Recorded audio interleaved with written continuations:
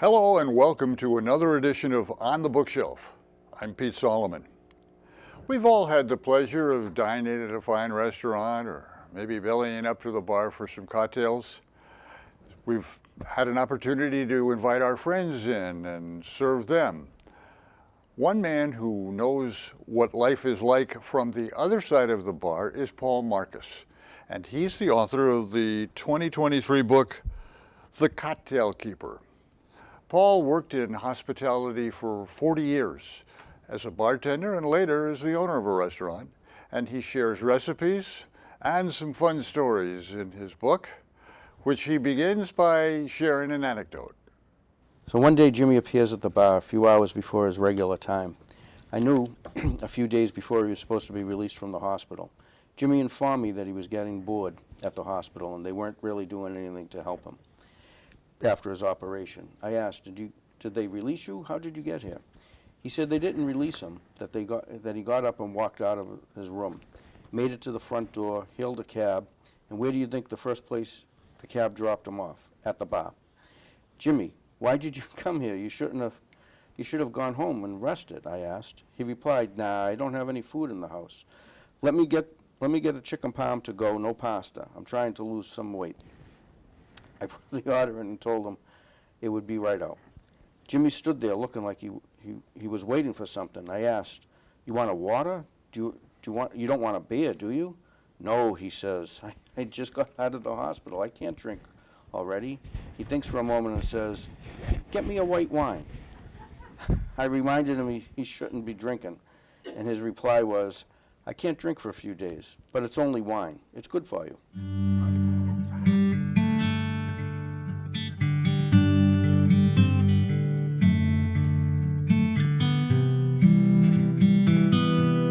An anecdote from The Cocktail Keeper by our guest, Paul Markis. Paul, thank you very much for visiting with us. It's a fun book. You know, you can go into a bookstore and you can read all kinds of bartender's guides, but this is much more than that. There are certainly recipes of the drinks that you prepared for your 40 years behind the stick, but there are some great anecdotes. And there's some good life lessons as well. Absolutely. We enjoyed the books. Thank you for not only coming, but thanks for writing it. Yeah. Now, let's start from the beginning. You grew up in East Boston. I did. What was that like? I did. Well, East Boston, it was like a neighborhood like anybody else. You know, any other neighborhood, you could play in the streets and things like that. And I got my my first real restaurant job was at Barney's Bar and Grill. And my parents hated the fact that I worked there, because every night I would come home and I would be smelling like smoke, and nobody in my house smoked.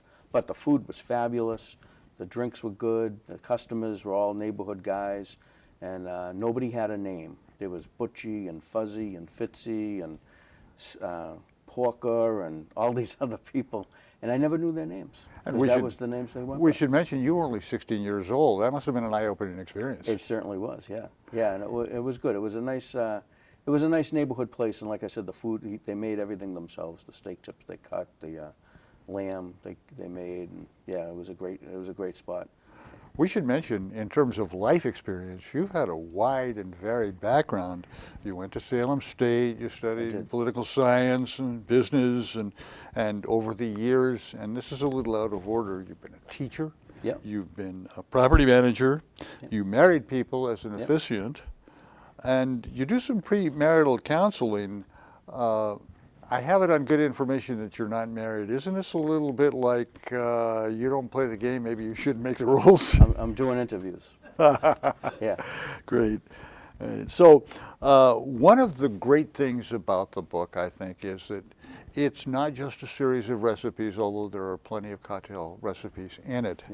But at the end of every chapter, you have something that is, you call, a life lesson. Yeah, lesson learned. And so any person who decides he wants to go into the hospitality business can really benefit from what you've written.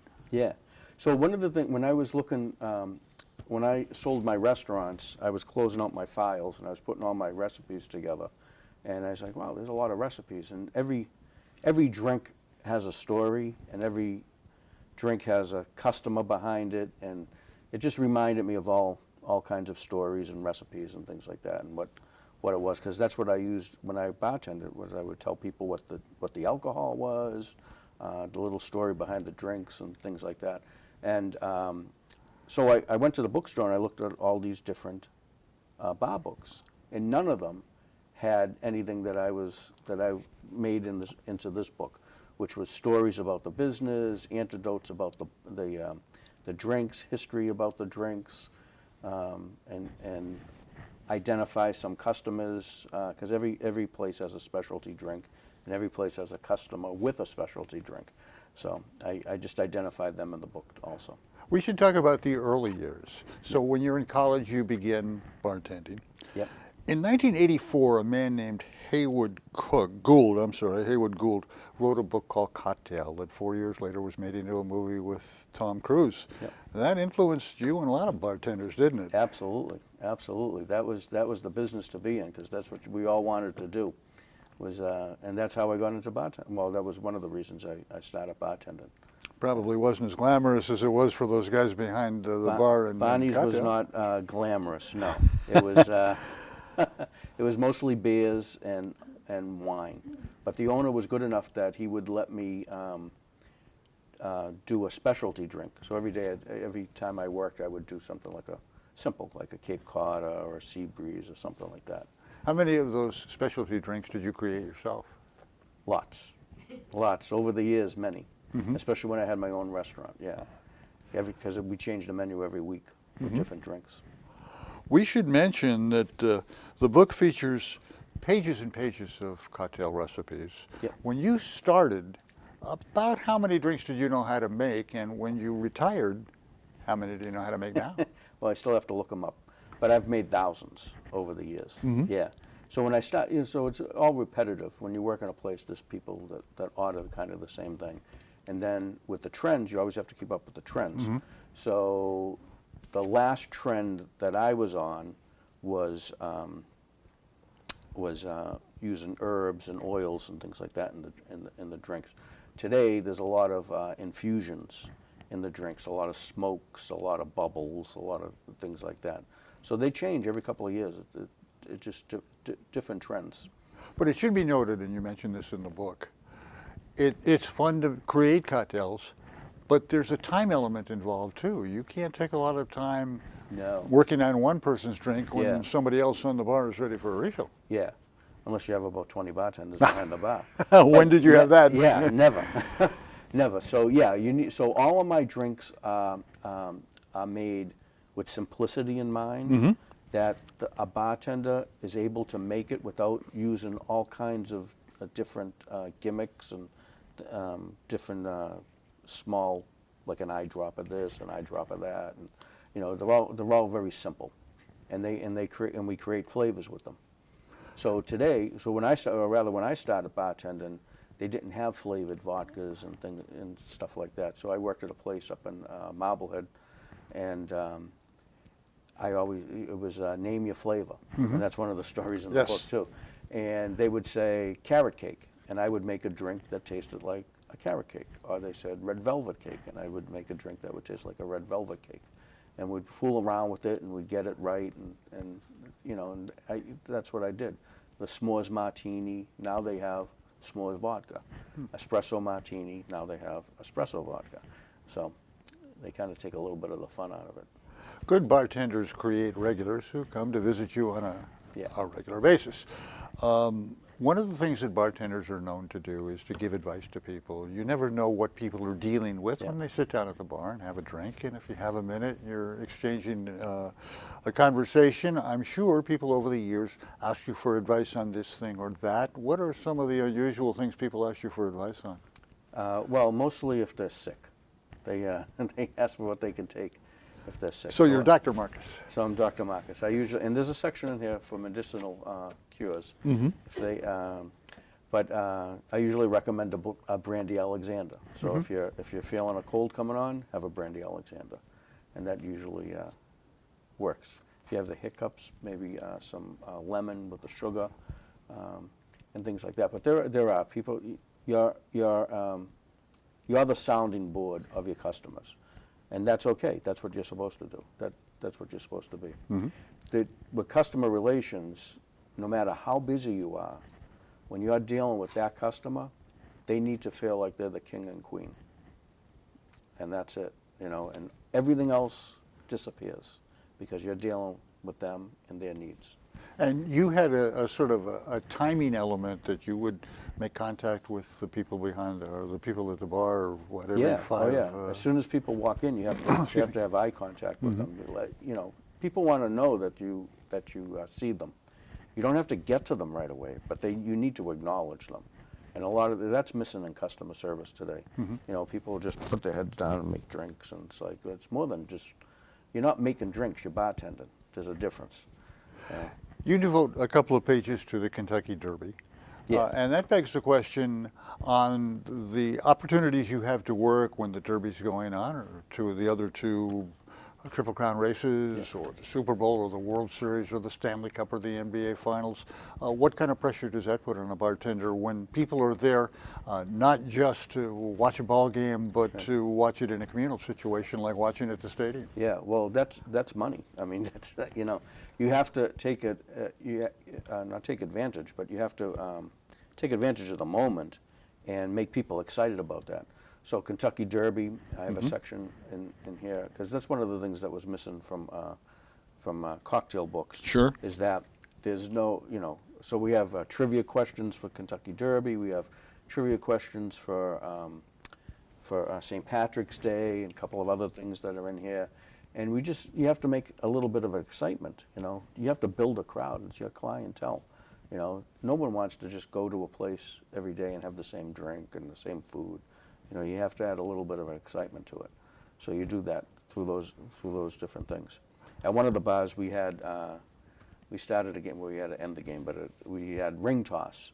So for $1, you would get 3 rings, try to get them on the bottles on the back of the bar. And a lot of running around for me. But some of the pots got up to like $1,500. Yeah, so it became a regular thing where people were coming in on a slow night, Tuesday night. People would be tossing Tuesdays. People would be coming in and just to play the game and have a drink. You know, so my sales went up like, I don't know, like 50%. Our guest is Paul Markis. He's the author of the 2023 book, The Cocktail Keeper, Recipes and Stories. This is On the Bookshelf. I'm Pete Solomon. Paul, let's talk a little bit about you transitioning from being a bartender to being an owner. What was that like? Yeah, so different. It was different, yeah. I'm guessing it was a little less fun? A little less fun because when I was the owner, I didn't work the bar. I had to interact with customers differently, so and the staff. So yeah. So I opened up the first restaurant. It was a farm-to-table restaurant, and I was still working the bar at bartending. But then when we opened up the second restaurant, I had to leave the bar and do the. But there's more. You think differently. You have to think about costs and how much does that bottle cost, and how many drinks do you get out of that bottle, and still make the customer feel good. Whereas when you're bartending, you don't care. You're making drinks, and you want to make them so that the customer is satisfied. But yeah, being an owner of restaurants was a little bit different. Paul, I'm assuming when you own both of your restaurants, you had to hire people. Yeah. What did you look for in a bartender? Yeah, charisma, caring, someone who was gonna. When you're bartending, you work for the house first, but they're your customers also. I don't know if you kind of how to explain that any differently, but that's what it was. Even when I was bartending, it was the house's rules, but they were my customers too, because they were coming down for me. I was entertaining them, you know, and I was making their drinks and things like that. So I was looking for someone that would know how to do that. But quite often, again, when times change, bartenders change, and servers change, and you know, the whole thing changes. And not that I was great, but I would come by, and they might not, you know, if someone was getting a Vespa Martini, so the bartender would make the Vespa Martini, but not tell the customer what the story was behind the Vespa Martini. The Vespa Martini was the James Bond Casino Royale movie, and it was Stirred Not Shaken? nope, I don't think that was no, that came later. Different. Yeah, that came later. And Vespa Lynn was James Bond's girlfriend. Ah. So, you know, little anecdotes like that, and the customers are like, oh, wow, you know, that's pretty cool. I'm embarrassed because that was in the book. That's in the book, yeah. Yeah. Or we had one bartender, she made a drink. It was a really nice drink for one of the customers. And they were trying to think of a name, and I was like, the name has to be sexy. It has to has some meaning behind it.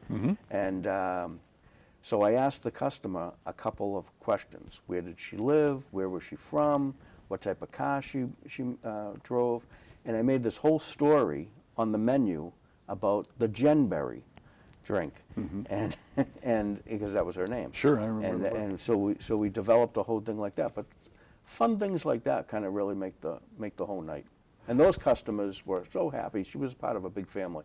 They were so happy with the whole thing.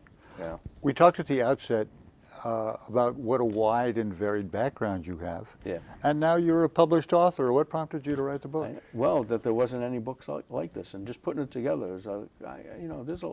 I think in this book we have about 250 recipes, maybe 300, and there were so many stories, and I was like, there's so much to write about. So I just started jotting things down, and I developed it, and I was like, you know what, it's kind of a manuscript already. I might as well just send it to a publisher and see if it would take. Was it a fun exercise? It was. Harder than you thought? It was. Yeah. I mean, I have about 10 stories in the book, plus anecdotes and little short stories and things like that. But I have so many more from 40 years of working, and every place is different. Sure. Like I worked at Cheers. They had their customers. I worked up on Marblehead. They had their customers. I worked at a place called the Chateau. They had their specialty drinks and their customers and everything that went along with them, and their stories, and you know, there's stories everywhere. Sure. Along those lines, as a bartender, how long does it take you when you move from one bar to another to get the feel of the place? It takes me a while. Yeah. Some people, which I'm always jealous of, some servers and bartenders, they could just walk in and like nothing. You know, they can use the POS system. They can make the drinks. They're not worried about different things. It always took me a couple of weeks to get adjusted. How long did it take you to develop a coterie of regulars? That takes a while. But again, it's nothing that I did that was special. It was that everybody that I worked with wasn't.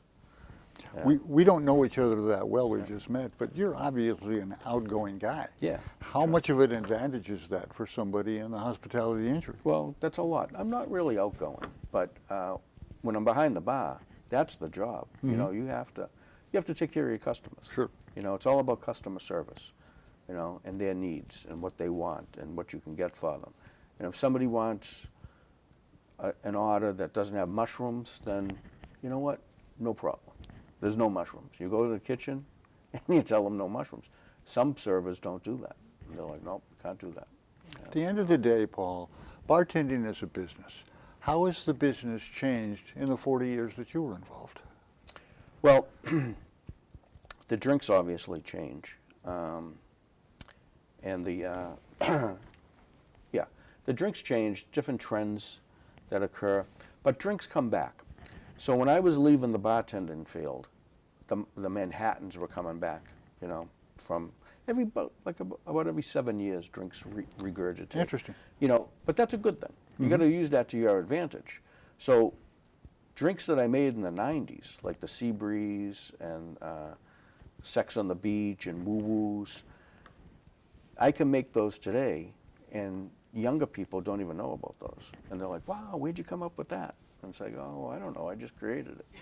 Let's talk about the economics of the profession. You know, prices of everything in recent years have gone up.